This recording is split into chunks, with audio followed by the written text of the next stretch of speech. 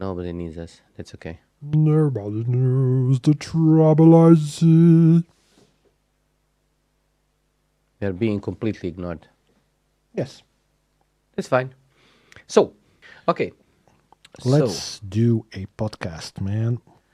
okay, since this seems to be the thing that I do, let me ask you a small question. Oh, please do. How much time did it take you to turn off your mobile phone before recording? I turned on the airplane mode, turned on wireless. 10 seconds. How many messages and different distractions did you have to see before we turned on the recording? A fair amount. Okay, let's do a quick thing. Usually our phones are off during the recording. Let me just check one thing. Let me check my mobile phone Okay. and explicitly let me check what my phone says about my usage. So basically, as you probably know, there is on all the phones that we have currently on the market, there is a way to check how much are you using your um, how much you're using your phone, or how much are you wasting time on your phone. So basically, what my device says right now is that I spent today 3 hours and 3 minutes on my phone. I have done an hour and 40 minutes of social, 19 minutes of entertainment, 16 minutes of other. I did some calling, and I picked up my phone 288 times. 200 and what? 88. Jesus 288 Christ. times. Okay. Uh, Usually, I picked up my phone because I was talking to somebody. So 47 times it was because of my phone ringing or doing something. But then I used Discord, I used Twitter, I used Safari, and so on and so on and so on. I got How do you check that on Android, by the way? there is a well-being app. It's called Well-being, probably. Can it retroactively do the statistics for you? I don't know. But I'm not you sure. talk, I'm going to try. So, So well-being. yes, Okay. I got 481 notifications today from my applications. Okay. So basically half a thousand. Okay. Most of those were messages and emails. So now, leaving my phone off, do you know any other thing in your life that is interrupting you half a thousand times a day? Except at times your own, you know, brain thinking about 30 things at the same time, which doesn't happen often. No. So, are we being turned stupid because of the mobile phones? I Is the phone? wouldn't necessarily use the word stupid just yet, but I would say that it is definitely making us less human. I wouldn't call it less human, but we are turning into different humans. I think we are turning into humans that have a problem with concentration. We have a problem with not only concentrating but also understanding things, and we have a huge problem with the interaction. Because from what I see, right now I have probably over 20, I would guess 20 to 30 different ways of contacting you. I can contact you through Okay. mobile phones, through Viber, through WhatsApp, through Telegram, to Signal, through different versions of whatever Google calls a chat program these days, through email, through different email addresses, and so on. Okay. I'm not using almost any of those. Okay. I can contact every single person in the world probably directly, Okay. and I'm not doing it. Okay. So basically, my ability to communicate to anybody in the world has reached a point where I can reach anybody if I know the right contact channel to do it. But also, I have reduced my contacts to all the other people in such a way that I basically have some days when I don't talk to anybody Okay. except my immediate family. I think this is incredibly important thing to understand, because we have come to a point where we are actually being lonely, but at the same time able to talk to other people. I completely agree with you. Still trying to find that application. You'll find that when I start talking. Yes, but anyways, the point I'm trying to make, when we were trying to prepare for this one, I sent you a nice Tumblr account that is right now.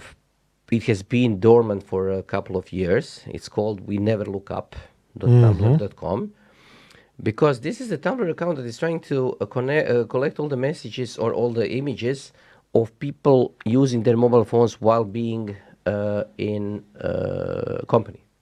So Well, people, in company of other human beings. yes. Yes. Okay. So basically, groups of people containing 7, 8, 10 people who are all looking in the mobile phones and not communicating, although they're at the same place. Okay. Are the phones making us stupid? Yes. Generally speaking. Are the phones? It depends, of course, on what's the relative measurement of stupid that you want to apply. But generally speaking, I would agree. I would say that the phones are.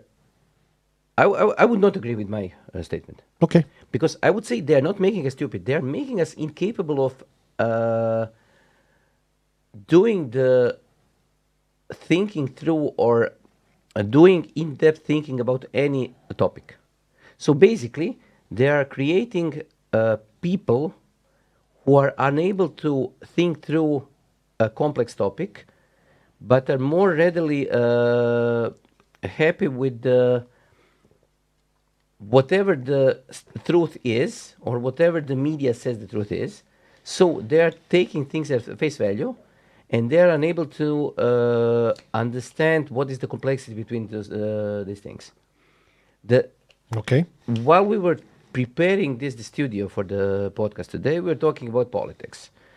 I was hoping you're not going to go there. No. I'm not going to go into any details of what we are talking about. But this is probably the only time I was able to talk to somebody for 10 minutes About politics about politics. and not getting into a fight. No. But also expanding on the views, not talking about particulars and then jumping through different topics. Because we were trying Like a focused discussion, you mean? Yes, so a Oh, focused okay. discussion and an abstract discussion. Because people are connecting right now with different things that are happening, taking them as face value, and then jumping to another topic. We have become the slaves of our phones. We have become the slaves of the Technology. No, not the technology, the media channels. Because Speak for yourself. We had that discussion when we were doing the Twitter episode. yes, but I don't think that the technology is a problem. Me neither. Misuse of technology is. Because we have, as I said, more than 20 ways of contacting other people, but we are not using any of those. Yes. So the problem is not in technology. The problem is in the way that we are using it or not using it. You know what's highly ironic and very, very, very hypocritical about what you just said? Which I agree with you almost completely. Okay? I seem to distinctly remember us sitting at some computer terminals back in our old college, talking on internet relay chat while sitting next to each other. I'm completely fine with this. But the difference between those times and the times that we have right now are the mobile phones. No, there are other differences, but the key difference The is key the difference mobiles. is Yes. the key difference is that when way back then when we had terminals, we didn't have a direct communication channel to anybody. We had to go to a point to talk to somebody. You had to either log into the terminal on the university. You had to go to the payphone. You remember those? Yeah. When you wanted to call somebody. Yes. Or you had to go home and use your phone at home that was actually bolted down to the wall. So you had... Or if you were like in good standing, you had a modem and maybe you could connect to the internet. But Yes, but you were basically, when you wanted to do a certain way of contacting other people, you had to do it in a separate place. You had to do it in a a very distinct way, Correct. and also the other person also had to be somewhere to be able to be called. Yes. So it wasn't. One-way relationship, it was two-way relationship This on is one- multiple levels. This is one thing, and the other thing is that you weren't able to talk to all the other people all the time. If I wanted to contact you, if I missed calling you in the morning, and for example, you went to lectures, there was only one way to contact you during the day, and this was to go physically to your location and try to find you in the university. Correct. Other than that, I had to wait for you to call me back. And since I wasn't at my phone all the time, this probably wouldn't happen, so I had to wait. And Which is educationally good. people were completely okay with this, and this made people bored, or It made them wait. it made them wait, but it made them bored in a way that they could then concentrate on other things. Correct. Because right now, if I call you on your mobile phone, or you send me an email or a message or whatever, what you're basically expecting me to do is to get to you right away. I wouldn't call it right away, but if I'm missing, if I don't call back or don't send anything in a half an hour, I'm going to say, okay, what is happening right now? A lot of people do that, yes. Back way then, it was completely normal for your call to be returned next day. Agreed. There's one other difference. There is a couple of other differences, but this is the biggest one that I see. Absolutely agree with you. I have a human difference. Okay? I actually have a couple of them, but one is very important for me, or maybe two. After we were done with our text terminal internet relay chat, we went somewhere and had a chat. Yes. Had a glass of coffee, a cup of coffee, beer, or Coca-Cola or something, and we spent, I wouldn't say equal amount of time. At the beginning of the process, we spent more time doing that than later that changed to the opposite. But still, the social contract of that, the social aspect of that was way different than what it is today. And I think that And one the of the, availability of channel of communication obviously plays a key role. That I agree. yes, and the other difference is that when we are thinking about communication, I think we are taking our life, our time, and the other people's lives and times for granted. Because people seem to have an idea that since they are able to contact everybody all the time, that they have all the time in the world to contact other people. And that they should. Not that they should only, but they can always skip on it. So you're going to see much more, many more people regretting contact with somebody who is gone. By gone, I mean dead. Because they didn't call them when they had the had a opportunity. chance, yes. Because we always think that we always will have a chance, and this is a dark. Actually, I have a tangent to that. I'm very curious about your opinion. What do you think about people writing Facebook messages to people who passed away?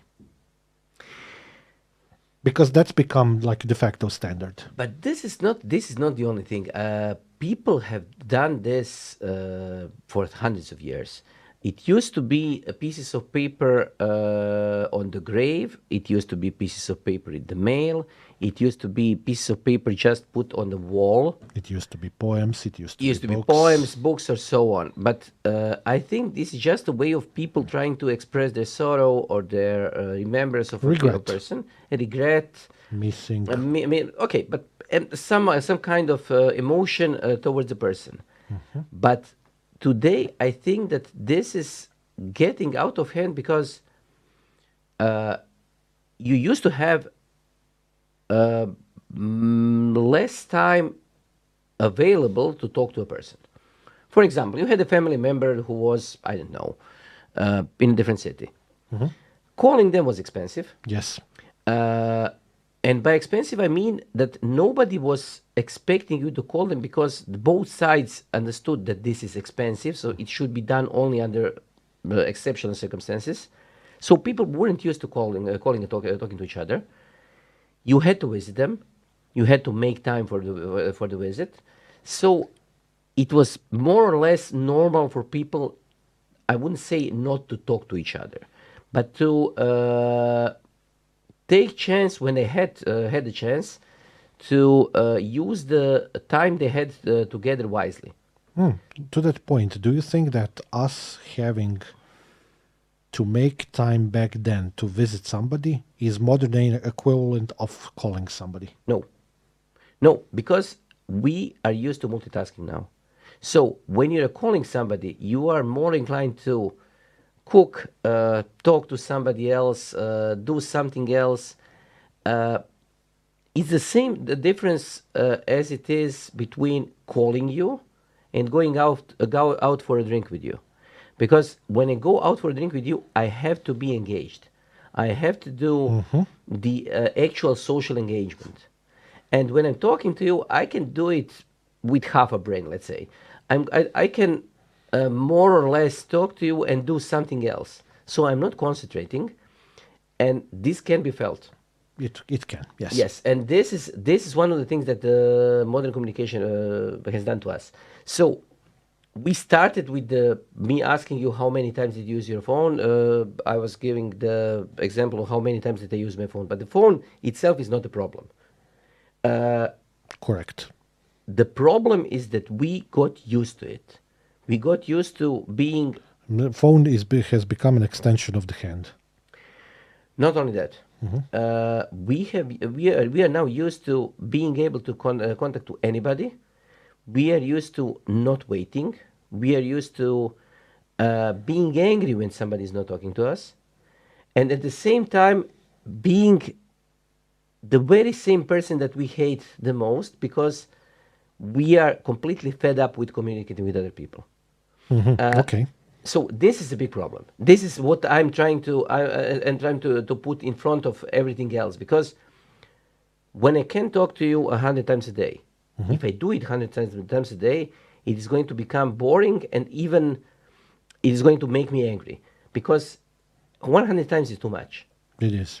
And half a thousand messages that I got on my mobile phone today is way, way, way, way too much. It makes my brain tired. It makes me unable to function, and it makes me unable to concentrate on everything that I need to do. Do you have a per app breakdown of that? Yes. Which media or which app gets you the most messages? The actual emails. First emails, then WhatsApp, then Viber. What about Twitter? It's something about. Let me check. Not trying to make a point. I'm genuinely interested. If you see the number of pickups for today, so Spark is an email, Discord, WhatsApp, Ring is my notification from my cameras, Viber, Google Apps, and then the Twitter.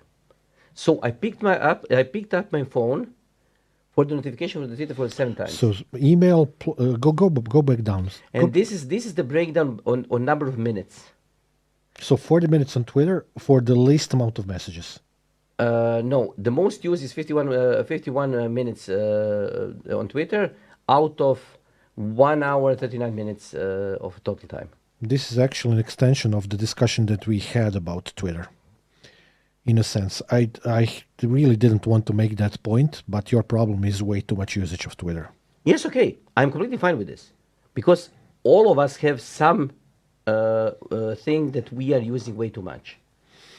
But what I'm happy with, and I don't mean that this is a good thing, is that my usage of Twitter is under an hour a day. Because I know people who are using Facebook, for example, for 4 hours or more a day on Okay. their mobile phone, or playing videos on the mobile phones.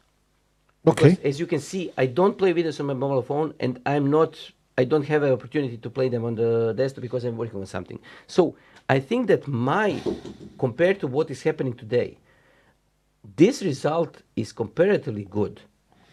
It is wrong on so many levels, but it's comparatively good. Oh, I love it when you do those half-ass excuses for the thing that you could do better, but you just Give don't. me your phone and unlock it. I'll find the well-being app for you. No problem. You do that. I have a sneaking suspicion that my statistics is going to be similar to yours, but in a different way. Actually, while you do that, I want to expand on the topic that we discussed and kind of like try to put things into perspective. Okay? This is your well-being. Yeah. Okay. So 23 minutes on Viber, Okay. 20 minutes on Facebook, which Okay. I literally did not open today. Okay. Literally, I didn't touch it. Okay. And Firefox 19 minutes because I was very, very eager to know how our channel is doing. Okay. Only for that reason.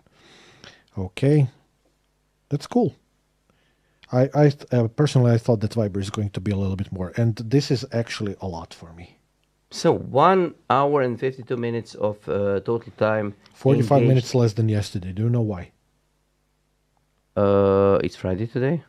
No, it's not that. Two reasons.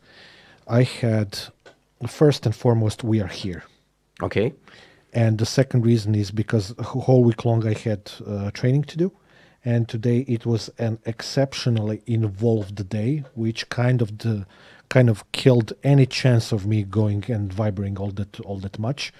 I've probably sent from 8 in the morning when I started till 1:50 p.m. when I finished the course. I probably sent less than 2 or 3 messages during that time, unless we're talking about the lunch break, which was between 1 to noon and 1 p.m. when I sent maybe 5 or 6. But yeah, the surrounding things that were happening are partially the reason, to my discredit. Yes. So basically, what you're saying is that 2 hours of your time is normal when you are engaged with other things. When you take into consideration that you need to actually sleep, Yes. this means 10% of your time. Yeah, I would actually make that statistics a little bit worse if I can. You can take a look because there's statistics. No, I don't also. need it. I can Yes, say you it do. from the top of my head. A lot of it, at least, because I do a lot of stuff consciously. A lot of the messages that I get on Viber, less so on WhatsApp. WhatsApp is less. I just have 1 or 2 contacts there that require my attention for that purpose. But a lot of the stuff that I get on Viber is purely business. Okay. I have exactly 4 or 5 people altogether from the list of contacts that's in the thousands that I contact via Viber, like personally. You are just one of them. Okay. And to my additional discredit, I stay up late way more than you do. So I get to bed much later than you do, on average. I'm saying, and that time difference that I spent not sleeping between, let's say, midnight and on average 2 a.m., maybe even more, I spend most of that time watching YouTube videos. Specifically, I'm not talking about politics or crap or any kind of like following or something that's less than interesting for both of us on an intellectual level. Mostly, I look at, let's say, musical videos because music is half of my life, live performances, a little bit of, let's say, talk shows if they're funny, humoristic ones. Sometimes I actually watch some videos about certain technologies or some of the interesting channels that both of us look at. Okay. But No. This is not an excuse. This is actually to paint the picture of how bad I do it. yes, but what I'm trying to say is that you have the need to try to excuse yourself. No. This wasn't an excuse. No, sorry. This was me piling up a lot of crap on top of Yes, myself. but also you are trying to explain it. When we are in a position that we need to explain ourselves, Yeah, we know we're doing something in wrong. front of ourselves, Yeah. because you are not explaining this to me because I understand what you're doing, and you are one of the most organized people I know, and most self-concentrated people that actually pay much more attention to their own time. From all the people I know, you're probably the best one. You have the problem with the phone. Yes. I know I have a huge problem with my screen time, and I know that I'm not even beginning to scratch other people's problem with the phones. And the reason, if you think about it, the reason why there actually is a well-being app that is called well-being, Yes. that is tracking your mobile phone usage, because you didn't know about it, Yes. and it exists, is because people are getting way over their head by using their mobile phones. Agreed. So we, what is the solution? What do we do about this? And I what know is, what my solution to that problem is when I fight it, which I do oftentimes actually. I don't know what yours is, but I can tell you what's mine. I switched to iOS. Yeah, that's a good Because one. Yeah. iOS is so crappy when it comes to using different things that I'm used to using, that I probably cut my usage of the phone by 30%, 40%. And I'm completely happy with this. Excellent. So the next step is I need to get you Windows phone, and then it's going to go to normal. I think I'm going to aim for Nokia 3310 or something no, like no, that. C02 or whatever, so that the one that has 27 days of Battery. battery life, because it cannot do anything basically, Okay. other than calling people. When I'm very self-aware of some of the things happening with in terms of how my usage of social media in general impacts the quality of my life. I'm going to give you a couple of examples. First one is the most recent one. I made a conscious effort of doing something in terms of the position that I sit in the last couple of weeks, because I realized that in accordance to the picture that you've shown me, people do this a lot. Yes, I know.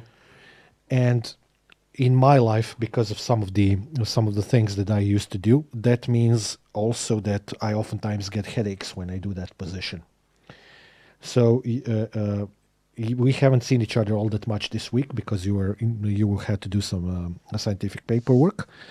But I was here most of the time. Actually, the way in which I spent my time sitting when I was doing the online class was like this. Okay.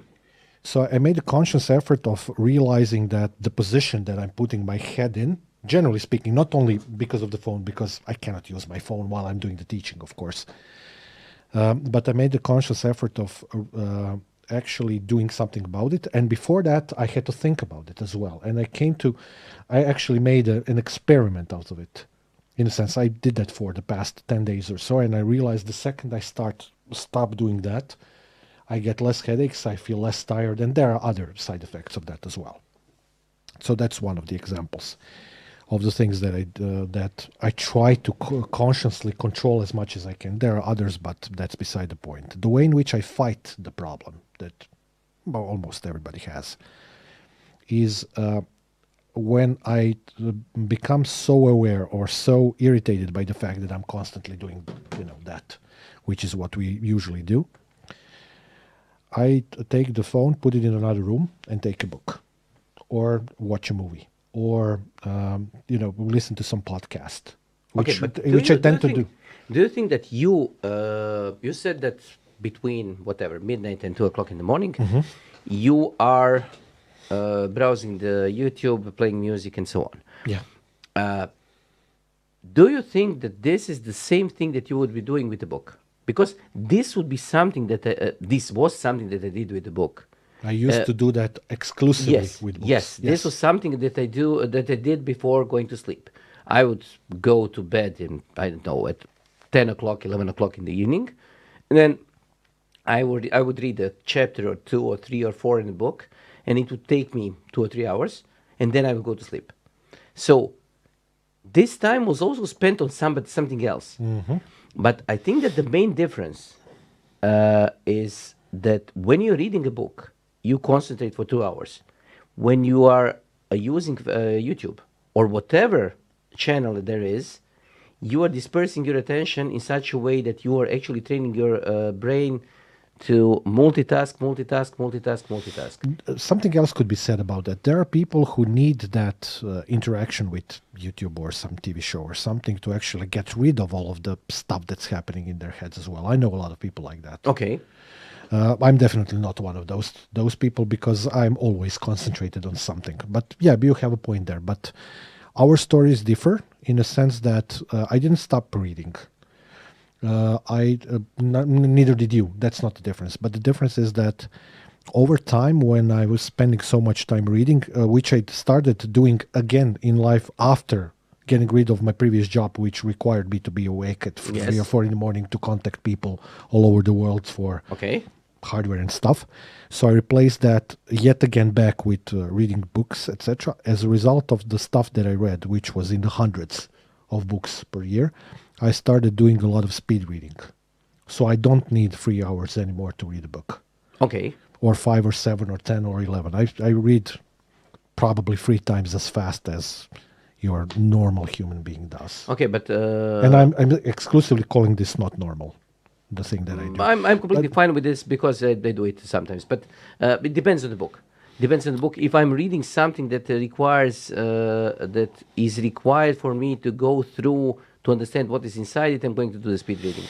If I'm trying to read something like I don't know Terry Pratchett or some fantasy book, I'm going to make a conscious effort of trying to actually slow read it because I want to be able to imagine what is happening inside the book. So these are different things. I have a couple of different approaches to that, but my approach is not only speed reading. I am a very obsessive reader. You know that for the books that I am connected with, I can quote them probably page by page. Yes, okay. That's the thing that I do, which is not necessarily normal, but it is what it is. That's the Okay. way in which I remember things, and in which I immerse myself with Since something. I'm the one interrogating you today, do you listen to audiobooks? No, Because I do. there's a reason why I don't. There is a reason why I do. Because people usually listen to audiobooks speeded up. People usually speed them up by 40%, 50%, whatever, because they want to go through the audiobook. The reason why I listen to audiobooks is because I don't like spending time in my car listening to radio or listening to anything other than either a book or a podcast. Because I think that this is time much better spent.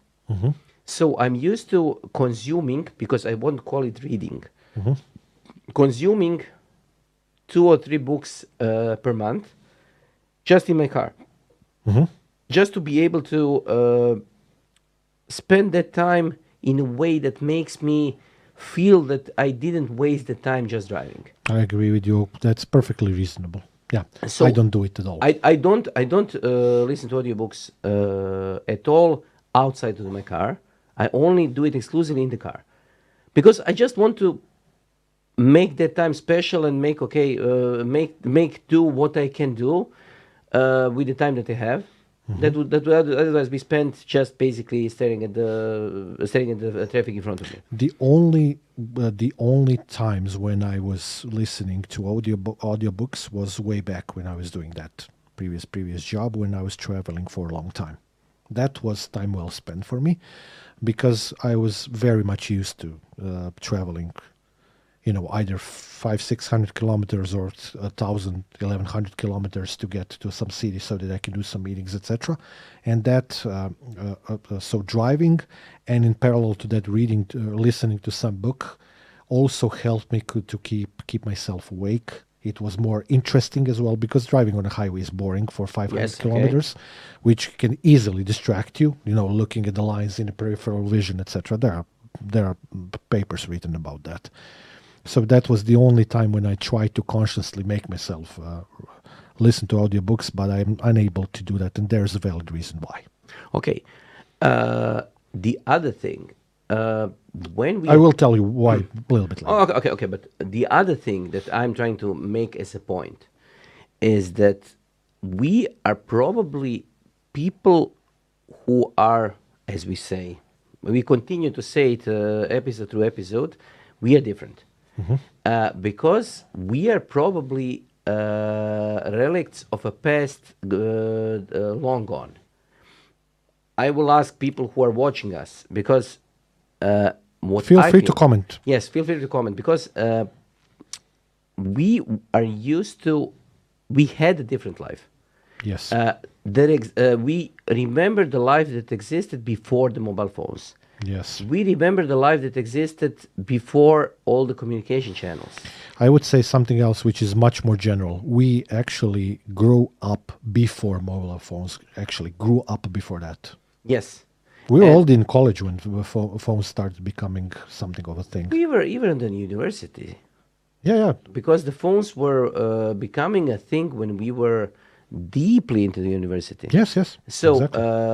smartphones were the thing for the last, what, 15 years? Yeah, before that, I think, the Yes. regular phones, but still, it was But the regular late phones, 90s, beginning of the yes. 2000s. So this is something that was actually a thing that happened to us, but we weren't used to it. Correct. Modern generations are more basically used to having a thing that is always on, always communicating. And I have a kid. My kid is 5 years old, and there was a quiz for kids to try to understand what is the which one is the odd thing out of a set. And there was a drawing of I think it was a spatula, a ball, a TV, a bucket, and they said which of those things you wouldn't take with you out for play. And he said the TV. Okay, I said okay, completely fine. TV is the thing you wouldn't take out to play, and I asked him why, and he said because there is no internet on the playground. And I said, but the TV needs electricity, not internet. Oh, Yeah, realization moment. because he doesn't understand that TV and internet are different things. Can coexist one without the other. So the electricity and the internet for him are the same thing. If a thing can be on, it is going to be connected to the internet. I I had a similar experience with my son, who is okay. He is 12 years older than yours. He's 17 years old. But recently, he asked me about. You talked about screen time, so there is a policy that his mother implements in terms of how much time he can spend on the internet. I think that's one of the best things I've ever heard of, actually, in terms of the child development and education and many other things. I completely agree with that approach. Whoever wants to go with me because of that, that's your prerogative. That's completely fine as well. But as a result of that, that's being implemented long term since he was very young. Now he's 17. He wants, of course, a little bit more YouTube. He watches chess. So he doesn't consume YouTube as, garbage media or something. He doesn't look for drama or whatever, for some celebrity or something. He watches chess and basketball. That's all that he's interested in. And he asked me, could I have a little bit more screen time? Can you discuss this with my mom or something? I was like, no. He asked me why. And I told him because every time you want to spend 1 minute more on YouTube looking at that, you should take out the chessboard and start playing. Or you should take a basketball and start playing. Or you should take a book and start reading. Because if it was up to me, you would get less. And only up to me, you would get less screen time than that. He was surprised. He was surprised at that in a sense. I got that. But it was a very big revelation for me in a sense of how well behaved he is in general, because he wanted a conversation about that. Your kid doesn't do conversation about that. He usually just starts. But okay, But he's five. He's five. he's way younger. Yeah, I know. I understand. Just give me a second. Okay. Yeah, your kid is way younger, etc. I understand the difference, etc. But I can honestly tell you this, and this is not a kind of derogatory comment, or it's not aimed at you or your kid. He's way less disciplined than I was at his age. I Okay. can openly say that, and I could give you 100 reasons why. Okay, but right now we are not trying to talk about our kids. We are talking about other people No, who no, are but they're much. a metaphor of what's happening. Yes, but I think that the problem is that other people who are much older than them, Yeah, who are even older than us, Yeah. have a big problem with the media, with the phones, with their concentration, and different things that probably shouldn't be even happening. Agreed. So let's switch our conversation to one thing that you mentioned. Hmm. You mentioned that you do something, or the people do something, to clear their head. Hmm. So basically, Watch a stupid TV watch. show or something, which is probably, humor or something or So whatever. everybody remembers the it is probably a cliche about people falling asleep in front of the TV. Yeah. Basically, that's it. Hmm. Uh, when I need to clear my head, I would go to YouTube and watch a woodworking channel Agreed. or a DIY channel. DIY perks, for example, or DIY something like Perks that. or Jimmy DiResta or somebody like this because I want to see something made. Made correct. Yeah. And Is this, by the way, is this recent for you, or were you always like that? I was always like this. It started happening to me, let's say 3 or 4 years ago. I think I'm doing this for the last 10 plus years Okay. because I want to see stuff being made, and I like to consume channels that are not making too much fuss about it. Yeah. So I like for example Jimmy DiResta because he's called the grandfather of DIY because he's the guy who can actually create a video of 25 minutes uh, of him creating, I don't know, a table without a single word being spoken. So just the noises of the Machines and machines and tools. his shop and people around him, but him actually working at the table Hmm. and creating something out of nothing or something out of crap, because he's doing a lot of recycling of all the other things. And Mad you props for that. Yes, and he's a guy who is actually inspirational because uh, this makes me understand how to switch my view on normal everyday things and how to take another viewpoint on how to use those. Hmm. So, I don't know, chainsaw can be used as a table leg. Hmm. So this is the idea that he has, and I can see that those things are possible, and then you understand that you can actually make something out of something else without trying to force it. And I don't like channels that say, okay, take a table and then buy legs and then put those together. Yeah, everybody I can do that. Okay, I I get I, it. I prefer the channels that are going to say, okay, take a door, get the door out, and then create the table legs out of microphone stands. Hmm. And this is going to be much more interesting for me because it makes me think about how people things interact. But let's switch over from me or you. Let's go back to the point of how to avoid the problem of different devices taking over your life. You have to do it consciously. There is no way around it. You have to train yourself.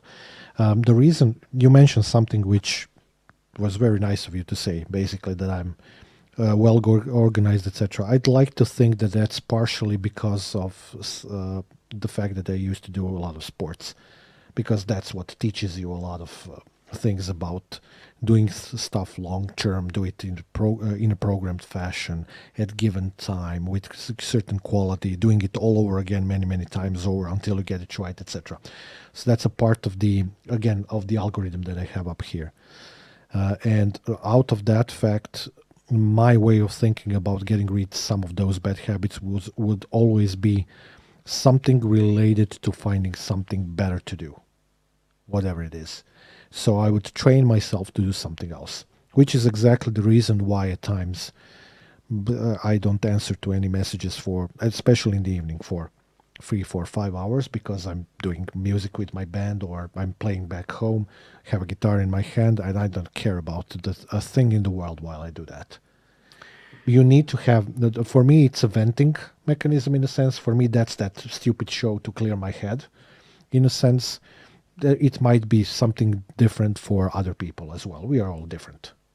Yes, but I think that you and I we have created even this show is one way for us to create a concentrated outlet to just let our creative selves out and to talk about things that we care about. It's about focusing as Yes, well. yes, and because we are obviously sort of kind of able to focus on a particular topic, and this is something that I think is missing, Yes. because if you take a look at the, I have YouTube open just because.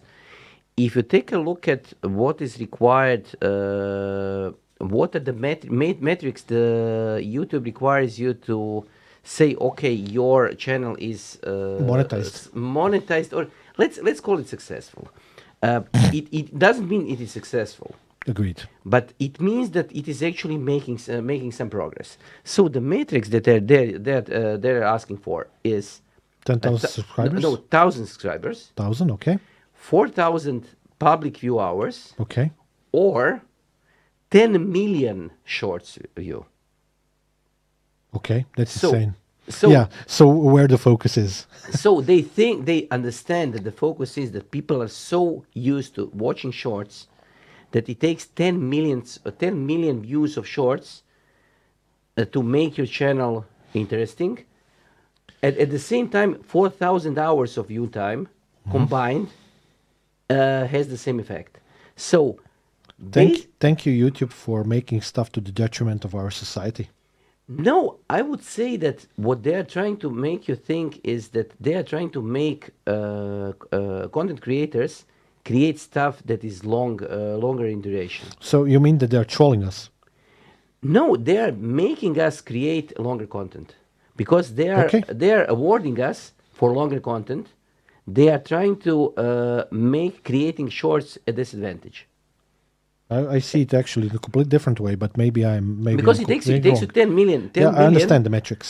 and also one more point: 10 million in 90 days, or 400 hours, 4,000 hours in 365 days. So in a year. Oh, okay. Now I get it. I'm with you. So the idea is to create a Interesting, longer term, interesting longer long content, time, long running content. and this is something that I think is missing. Oh, I agree. Because right now you can basically, You can create a short with your phone at any given moment of the day. and people are creating shorts that make absolutely no sense. Their prerogative. Yes, and the problem is that those people also get thousands of views or millions of views. That's not the problem per se. It's No, just what it is. it's just a symptom. Yes. It's just a symptom of what is happening. But I don't see a way out. As long as YouTube does the things this way, now that you have explained this to me, because obviously I haven't looked into this all that much, and hopefully, if they change some of those numbers to further the difference between those two content usage models, to go even more hand in hand with the longer format, etc., it might be helpful for the general population. I'm not saying it will be. I'm saying it might be. I'm going to say from as an outsider, because I'm watching YouTube since the YouTube became YouTube, but I haven't been a content creator before we started to do this. I You have have a camera shots video on your channel. Come Yes, on. okay, but I wasn't doing it on purpose. Yes. I have watched a lot of creators during these years. What I see is that YouTube is still not trying to push shorts. They are trying. They are not going to when they are investing money in new shows. What they are trying to do is they are trying to make shows that are 15 minutes or more in length. They are not investing money in shorts. They are telling the creators to create shorts, but when they actually talk with their money, they are buying longer running shows, episodic shows. So they are You mean TV series or? sort of a kind of TV series, Okay. because they are trying to create exclusive content that is not going to be slow. Sorry, fast. They're not going to try to make you create short content. That's also interesting. Okay. And I think this is part of the solution, because Okay. You have to come closer to the microphone, Okay, man. sorry, but I think that this is the part of the solution, because I think that part of the problem is content platforms uh, making you benefit from shorter content, So TikTok. TikTok Agreed. or Instagram or whatever. Instagram, I would separate in two halves, actually, in a sense. I am just a very, very, very casual, recent Instagram user. Okay. I just started using it a couple of months ago and I rarely check it. I check it when somebody on the list of my Instagram contacts, of the which there isn't all that many, sends me something that's funny, and or I check the videos that are interesting to me on certain topics, like National Geographic, some stuff about animals, sometimes some stuff related to, let's say, handiwork at home, cooking. There are a lot of cooking things, videos being produced for Instagram as well, stuff like that, like everyday stuff, which is normal and human. But I spend probably in the seconds of time intervals at Instagram per day. And I think this is the reason why Instagram has a problem, because they went with the idea of shorter content, so 3 minutes or less, and then they misunderstood the people who were creating content. So the TikTok basically just turned on full blast the idea of 15-second video. And the video that is completely compelling in first 10 seconds, and then that's it. And I think that the problem with TikTok is that they're pushing it way over the what would be normal. Okay. But also you cannot say, okay, this platform is harmful to people, because it is. Why not? It But- is. Yes, but on the other hand, You have a right to your opinion, as I do. yes, but I'm not only talking about my opinion. I'm also talking about, we cannot say that one platform is bad or the other one other platform is bad. Okay, that's fair. You told me that I'm wasting too much time on Twitter. At the same time, I'm not using Facebook anymore at all. I did 3 posts in last 3 years. Yeah. The reason is because I feel better on Twitter. Although people think that Twitter is vitriolic, It is. For me it's not, because my timeline. Yeah, I understand. Okay. My timeline used to be normal. Now, thanks to Elmo, my timeline looks different, and I think that I'm going to completely stop using Twitter. Not because I dislike the medium. It is because I'm getting information pushed from the Twitter itself that I not only don't care about, but it's also bothering me or making me nervous. So it's not fun to use Twitter anymore.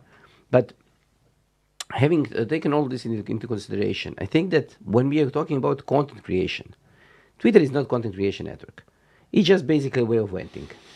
And Yeah. if you're a troll like me, you are just used to listening to people screaming into the void and reading their thoughts. That's it. But TikTok is different. TikTok is trying to make you, because I cannot make money from my tweets. From TikToks, I can make money if I make something crazy enough for people to Watch in the millions. to watch in the millions. So this is the main reason. I'm not being rewarded for my Twitter experience or my Twitter content. But you are still picking up your phone for it. Yes, okay, but I'm not being rewarded for it. With TikTok, the problem is that I'm being rewarded for it. Okay, I get it. It's a good carrot and the stick methodology that you're trying to employ here. Okay, I agree with that as well. That's perfectly reasonable. There's actually one other point that you could make if you knew your history of all of the, let's say, chat services that led to the development of social networks at the end of the day. Not to get into the 70s or 80s, because there were some chat services even back then that are documented in the weird corners of the internet. Not going to go into that. I think that both of us kind of started in terms of using these sorts of services with BBSs. Yes. then after BBSs, which were really fun, I think they were really fun to interact with people because you were so limited in the capability to interact with people. So you had to get very creative. And for the good and the bad of it, also BBSs were used a lot for various types of software piracy, etc. That's the good and the bad side of it. But I would say not, because in order to pirate software on the internet, on the BBSs in the late 80s, early 90s, early 90s, you had to waste a lot of money on modem. Yeah, I know. yes, basically you had to waste a lot of Impulses. time. Yes, I And know. the other thing that made BBSs interesting is that BBSs were pretty Topical as well. No, not only that, but coming back to the idea of having to be somewhere at a particular point in time. Correct. You couldn't check on the messages all day. You had to make a conscious effort to create a connection to the BBS, get your messages, read them, reply to them, and then upload them back. So basically, it was pretty much like using post office, Yeah. but electronic Yeah. post office. Okay. Then the next step in that process was I'm not doing an analysis that's based on listing everything. I'm just talking about the most popular ones. That's what's my focus. Not only from my perspective, but it just was. The next step in that process was internet relay chat. Okay. I've spent thousands of hours there, thousands and thousands of hours, and met a lot of people there as And well. what about MUDs? No, I didn't use mud at all, but yes, they were also less. They were a very weird text game combined with the capability to chat. Yes, I think that the MUDs were first Multiplayer game. multiplayer waste of time game. Yeah, I would actually, if you want to go there, you could use Unix stock as well, and people use that a lot. Yes, Yeah, you so- could you could message, and you could actually. There was a time back then when you could anonymously connect to Unix systems and message people and talk to them. And remotely as well to other systems. yes, As long yes. as Talk Demon was there, yeah. Yes, and you can also finger people and get their, Don't say that out loud. There, somebody is going to misunderstand you. everybody who misunderstands me fingering people on the in the 80s is the person. Look, finger Unix. Finger Unix, yes, because back then it was normal for you to try to push information about your personal phone number and personal email on other people. Yes, Also, we are the opposite today. yes, also the mailing demons were actually actively trying to help you send emails, not stopping you from sending emails. So you Usage could, models were so different. yes, because relaying messages was something that was actually done because you wanted to help other Unix systems to work. And in the era of internet relay chat, we also had bots. So bots existed in the 90s already. They're not exactly new technology. They weren't as smart as the ones today, like ChatGPT or whatnot, and there are many others. But they were able to have a conversation with you and do stuff for you, like kick free people from the channels and whatnot.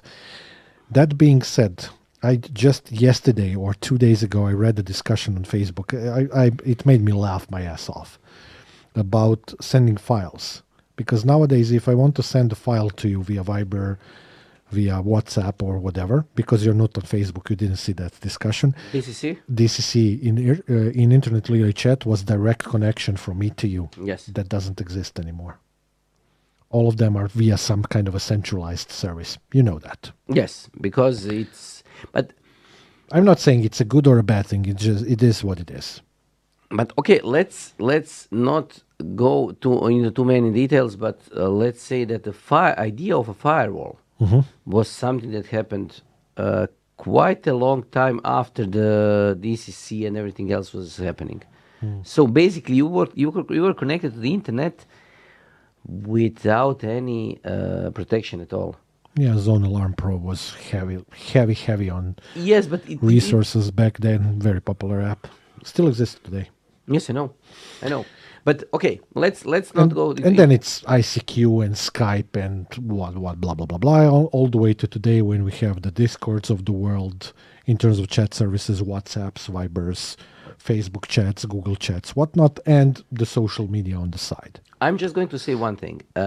What is actually the most ironic thing that I can think of is we are right now able to contact each other through God knows how many different channels. tens, even probably hundreds of different channels. The phone lines still work the best.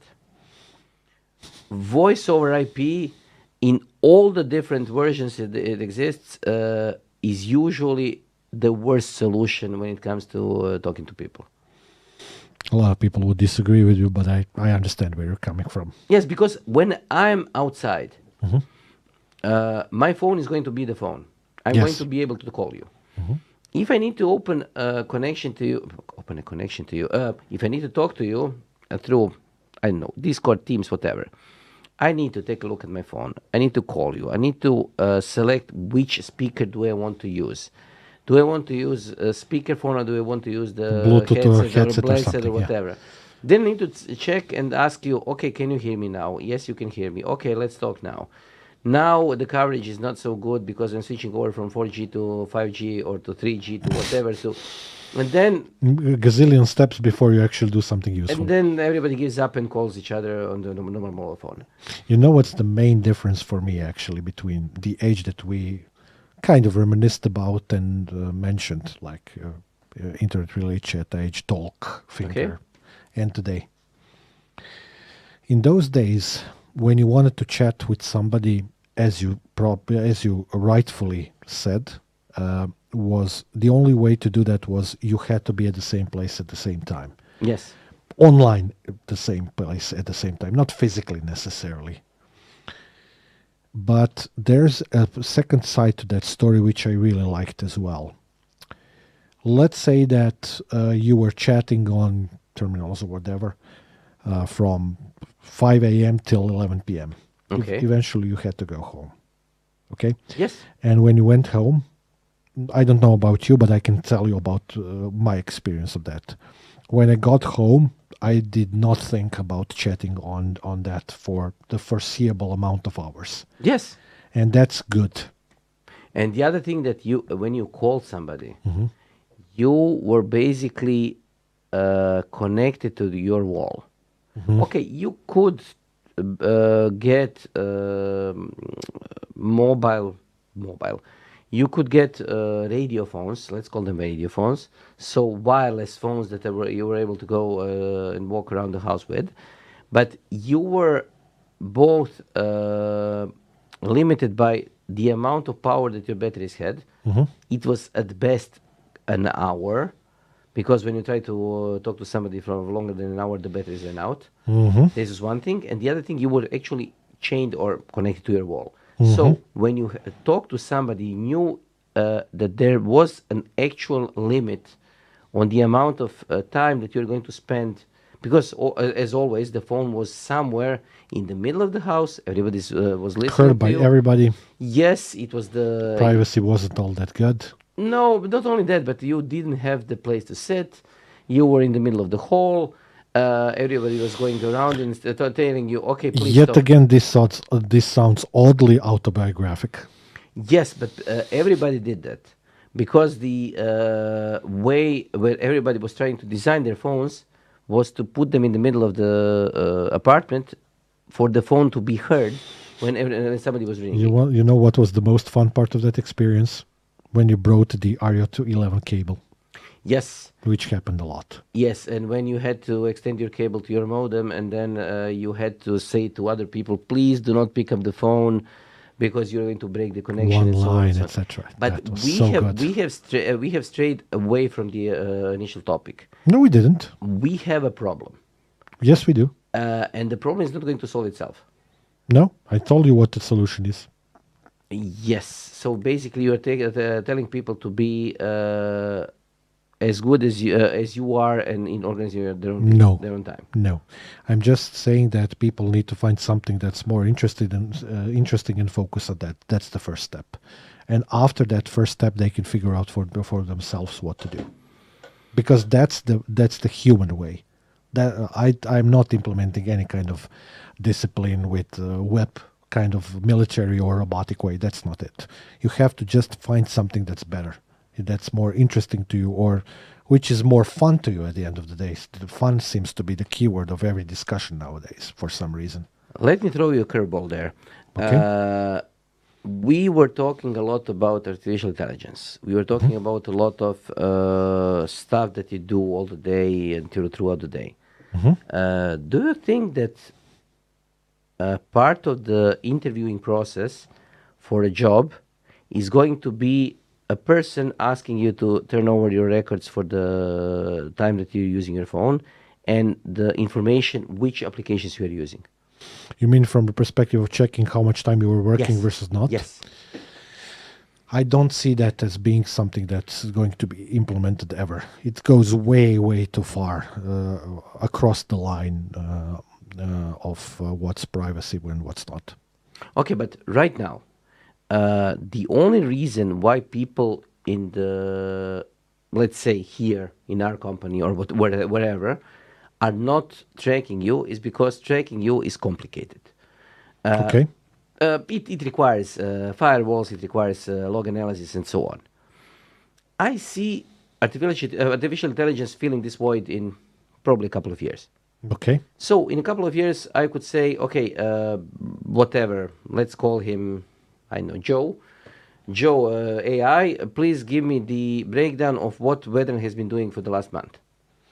And If my phone is controlled and given to me by the company, I would probably have to accept that. Hence, one of the reasons why I never had the discussion with any company, because I use my own phone. I never, I'm not only not talking about the you know what phones. I'm saying. I'm always I'm talking also about the computer at your office. Workplace. Okay. Yes, Wi-Fi because your phone needs to connect to it. Hmm. So the artificial intelligence is going to be able to say how much you are distracted during the day.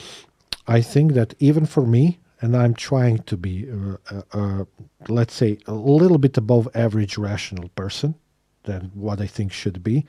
I think that's way too much rational analysis for me to be used as a means for discussion, from HR or management towards some kind of an employee to tell him or her that he or she isn't doing a good job.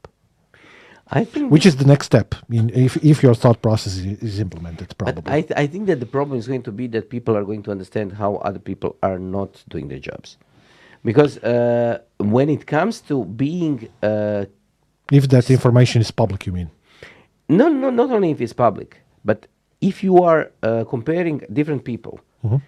all of us are being sidetracked by people, the stuff that is going on in our lives. So using too much using of mobile phone in one way or the other, the TikTok, the Facebook, the Instagram, the Telegram, the Signal, the Viber, the WhatsApp, the whatever, and when people actually start comparing the records for different people, they're going to see that nobody is innocent.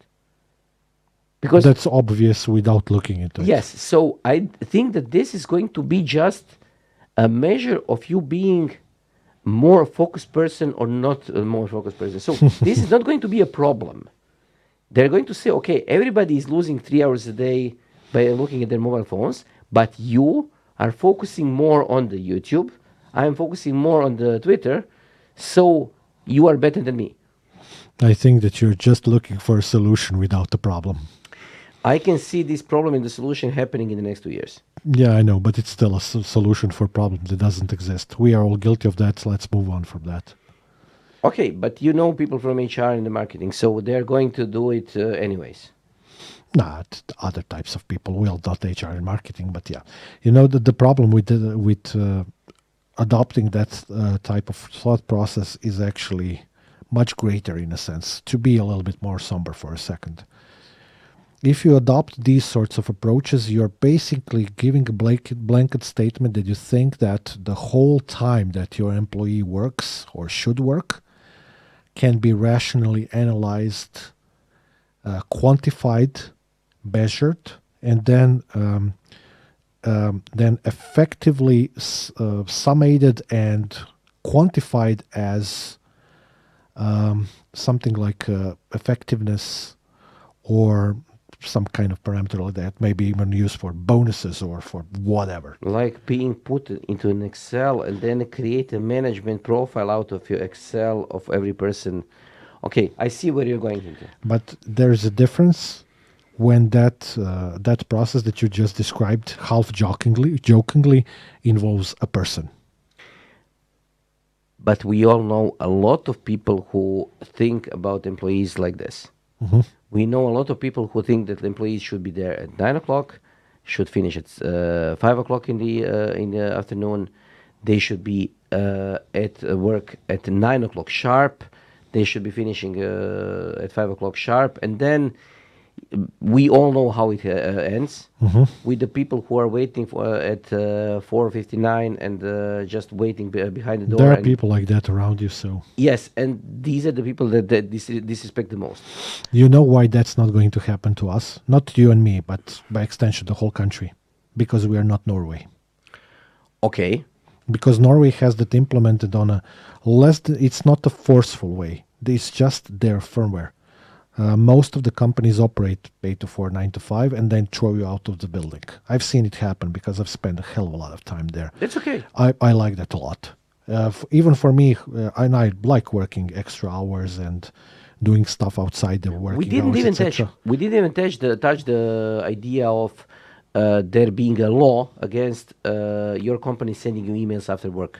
Yeah, Germany did something Yes, like that. yes, yes, yes. Yeah, last year or 2 years ago. Yeah, I You understand that as you well. you can actually completely opt out of receiving emails outside your work. That's okay as well. But As long as that's the legal framework, I'm all for it. I think this should be a legal framework. I actually agree with you. Because I would say that we had a regular postal service for the last whatever hundreds of years. But actually, if you think of it in a way, that's directly related to our conversation as Yes, well. yes, but Directly. One of the most key drivers of that. Yes, because we had postal service. I can send you a letter. I can send you an urgent letter. Or I can send you what Recommended, used to be, or no, what? what used to be called a telegram. Telegram, yeah. So telegram is something that is going to be delivered to you in under whatever 4 hours or so. So I have ways of declaring urgency in a message to you, and this should be able to. You should be able to do it via email, but priority in an email, just saying, okay, this is a priority email. This is not a priority email. Okay, flag. This is not good enough because I want the non-prioritized email to wait for me in the morning, but not be delivered when it was sent. Just because I want the person who is sending the email to have to make a conscious effort to say, okay, this is important, or this won't get delivered Until the morning. until the morning. Working day morning. Yes, and when they say, okay, this is extremely important, to make them have to explain why it was important in the first place. The two of us are also, there are key differences between us actually in one other thing. I'm all for your thought process of doing all of this that you just said. Perfectly fine. But we have, it's not the thought or a conclusion or something that we think about or something that we do. It's just the way we are. You prefer doing things exactly that way. So you Yes. would like to have some order from 8 to 4, 6 to 5, to have at least some sense of order in there, which there isn't, not by somebody trying to force you into it. It's kind of like a life thing and a specificness of the job, because sometimes you have some stuff to do in the evening, sometimes it's in the morning. So that kind of a rhythm in our job oftentimes is impossible. But our key difference, and I'm not saying that this is for the good, is that I really like being here. I really like doing the stuff that I do. Me too. No. But I like spending many more extra hours on top of what you do, doing stuff that might be or might not be interesting to you. But I still feel that that's something that's good because the work that we do is not a job. Okay, I'm completely That's related to that. Okay.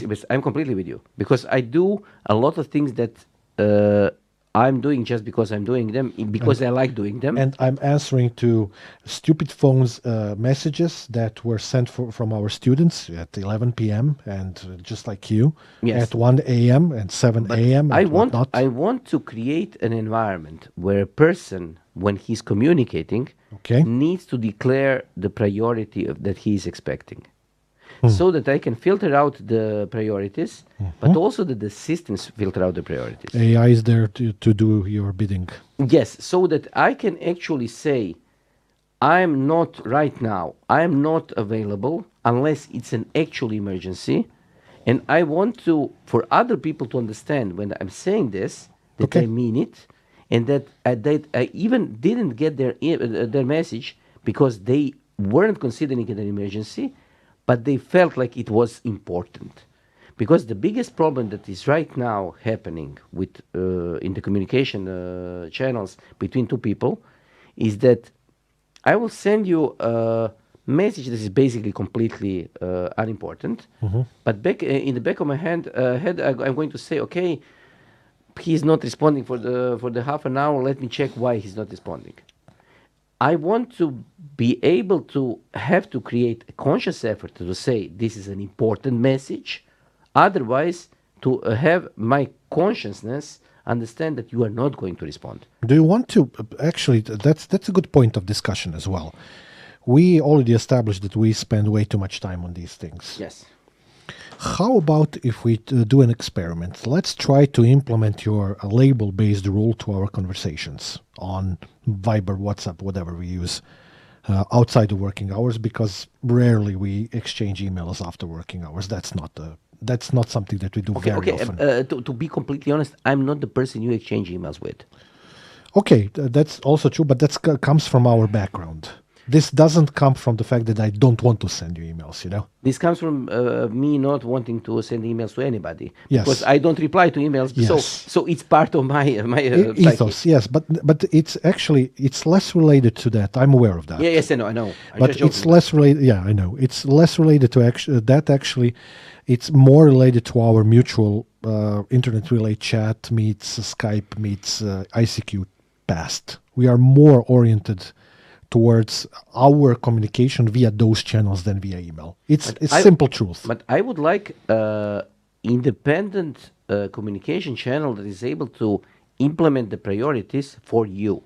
So if I send you an email or I send you a message, and if I don't declare it a priority, and you say I'm not available right now, I want the message to be undelivered until a Okay, certain. I get so, it. So because this means that I'm completely aware that you are not seeing it. Okay. So you are not going to see it, and if I want you to see it, I need to declare it an emergency. Okay, there might be a very nasty side effect of your system. Not between us, but if you look at Which it one? from a larger scale, there will be people who will get offended because of the thing that you asked. Okay, I'm completely fine with it. So there will be people who are going to send you email and expect the email to be answered while it's undelivered, regardless of the urgency or non-urgency flag set to it. Let's call it that way. And you cannot average that out across a society. It's impossible.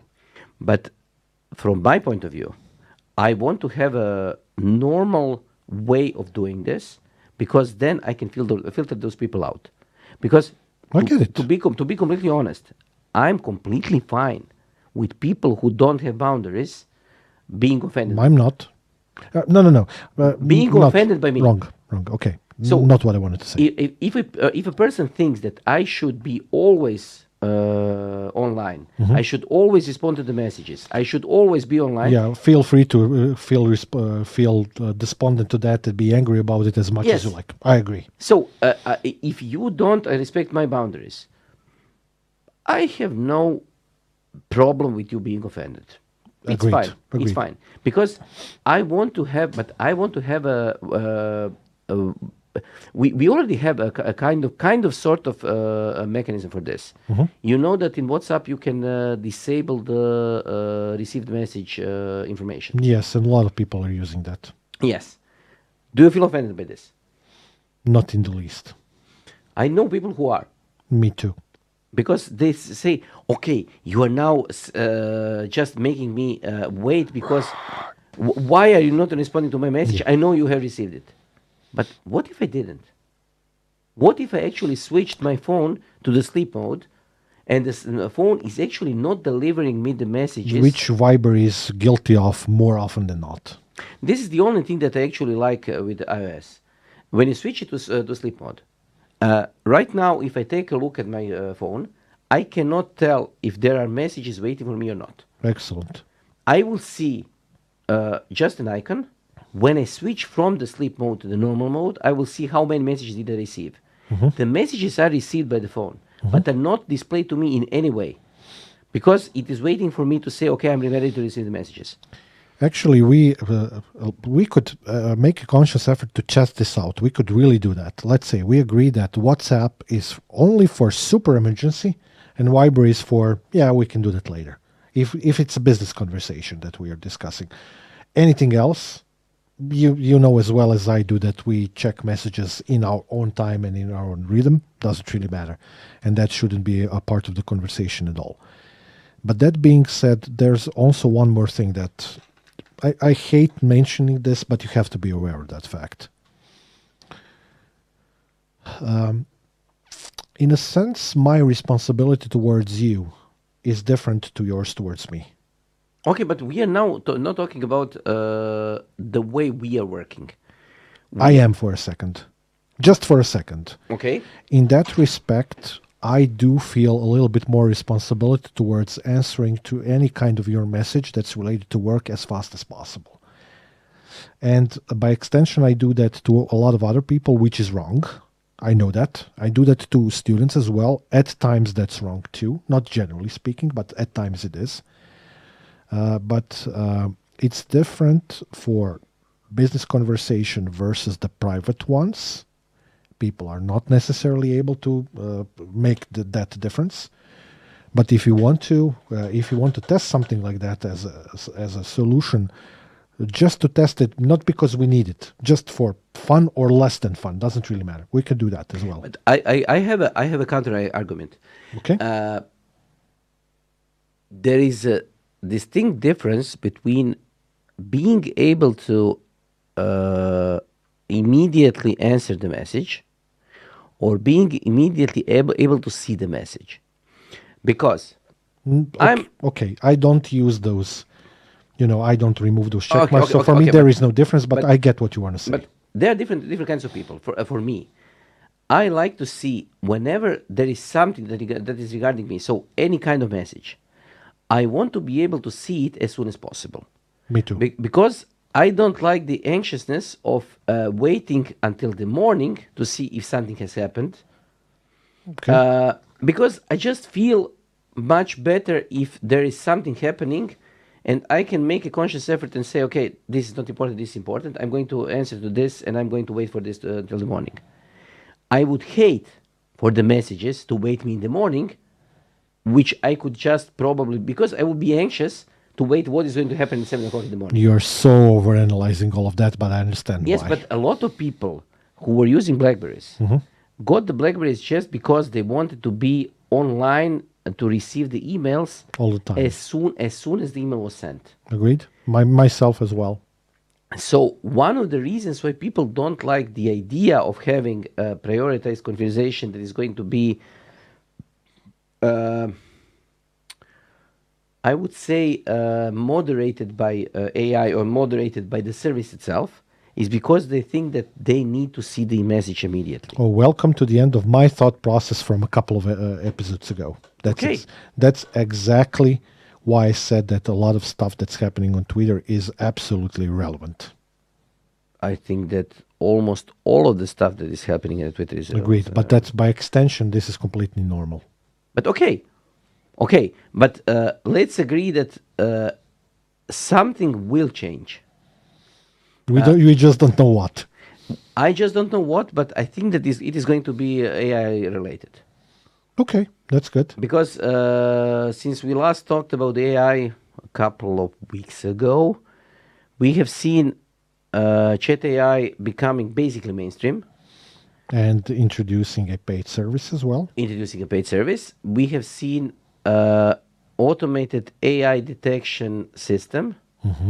We have seen automated AI detection evasion system. We've seen have our seen- students doing We have seen automated AI evasion detection system, and I think that we are right now into fourth iteration of evading and detecting the Welcome to the AIs. recursive process. And I think that the next step that is going to happen is that we are going to see an AI detection system writing system, and then the AI whatever war of the worlds between two AIs that are going to try to cheat each other into not understanding what was written by a person. We have a lecturer here who checked one of the seminar papers by one of our graduate students Yes. via the tool available for checking on ChatGPT. And it was a primitive tool at best. Yes, and he still found out that basically student copy pasted everything from ChatGPT into the seminar paper, and he was properly punished for that. Yes, but the problem is that I don't think that punishing people from using ChatGPT is okay. That's where we differ, and we already discussed that. We're going to keep on discussing that. This is a discussion that's actually now being kind of relegated to the scientific community as well. There were a couple of scientific papers recently written by using ChatGPT as a co-author. Yes. I've seen some of the articles about that. Let's see what's going to happen. There needs to be some kind of a precedent set. There needs to be some kind of a ruling. There most definitely, as we discussed, there needs to be some kind of a moderation there, or some kind of a legal framework or something. Because, in a sense, because that tool is a language model, okay? In a sense, everything that it says about any given topic is true derivation of an already existing sentences that were said on some topic that's either that or similar to that. And as such, scientifically speaking, it's a derivative work and it's a plagiarism, whatever you say about it. At this point in time, yes. Yeah. But there will come a point in time when the derivative work that was done by AI will become part of the initial data set for the AI. And then you are going to go into a serious problem with recursiveness. Agreed. And Hopefully not, but I agree. It's probably going to happen. And let's finish at this, because we need to do a follow-up episode on the AI, because we're going to do multiple, that's for sure. I think I have a sneaky feeling that we are going to do an episode that is going to be done by an AI without our influence, and it is going to happen probably sooner than later. Are we going to ask ChatGPT to create a script for us on a certain topic and then just say it out? I'm going to say that this is already possible. I know. I'm asking you, do you want to do that? No. Why not? It might end up being very much fun. Because I think that the problem that we're going to be creating with the ChatGPT is not going to be the problem with creating an episode, but creating basically what is going to become a sitcom.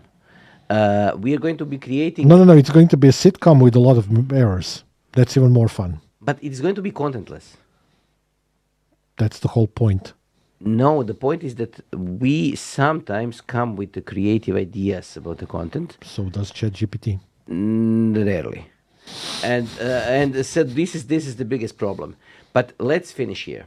Do you want to run ChatGPT as an app on your mobile phone? No. Why not? Why would I? Because you could talk to it. I already have Siri. Oh man, that's such a bad example. Okay, I give up. Okay, that was that. Yes, okay, so see you next time. I still am Yasmin, he still is. I still am Vedran, yes. And thank you for watching us. And do share, subscribe, and do whatever you want with the episode. If you have put up with us so far and this long, you deserve something to drink. See you. See ya. Bye.